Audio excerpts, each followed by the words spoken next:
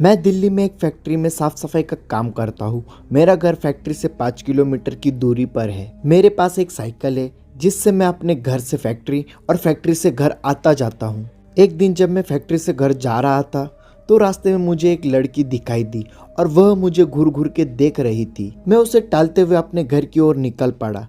दूसरे दिन फिर से वो लड़की मुझे उसी जगह पर दिखाई दी और वह मुझे फिर से घूरने लगी। फिर भी मैंने उसकी तरफ पलट के नहीं देखा और अपने घर की ओर निकल पड़ा। मैं उसके पास रुका भी नहीं क्योंकि मुझे उस लड़की से डर लग रहा था। वह लड़की कई दिनों तक मुझे देखती रही। एक दिन वो लड़की वहां पर नहीं थी तो मैं सोच में पड़ गया, ऐसा क्या हुआ जो वो लड़की आज नहीं आई। फिर मैं अपने घर की तरफ निकल पड़ा। एक हफ्ते बाद मेरे घर पर एक चिट्ठी आई और मुझे पता चल गया था कि यह चिट्ठी उसी की है। उसमें उसका नाम प्रीति लिखा हुआ था और उसमें से एक फोटो निकली थी जो उसी लड़की की थी। मैं चौंक गया कि उसे मेरा पता कैसे चला। उस चिट्ठी में लिखा हुआ था कि जब कल फैक्ट्री से निकलो तो जहाँ पर मैं खड़ी रहती हूँ वहाँ पर मेरा इंतज़ार करना।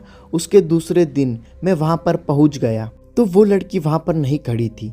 मैं काफ़ी इंतज़ार किया, फिर मैं अपने घर की तरफ चल दिया और तभी मुझे याद आया कि वो चिट्ठी आई थी, उसमें उसका पता होगा। फिर मैं उसका पता पढ़कर उसके पते अनुसार मैं उसके घर मिलने के लिए गया। दरवाजा खुलते ही एक आदमी आया और बोला कि क्या काम है।